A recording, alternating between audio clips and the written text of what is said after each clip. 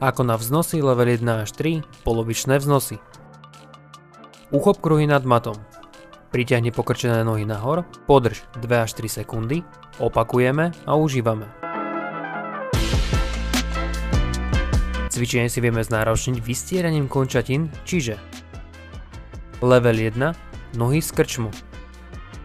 Level 2, nohy po krčmu. Level 3, nohy vystreté. Polovičné vznosy môžu byť problémové z hľadiska flexibility hamstringov alebo sily flexorov bedier, preto nezabudni zapracovať aj na nich. Dbaj na kontrolovaný pohyb bez kmitnavého pohybu a vystretých nohách na plný rozsah pohybu. Cieľom je vykonať 3 série po 8 opakovaní s pauzou v hornej pozícii a dosiahnuť komfort v podobe, že vieme, čo robíme.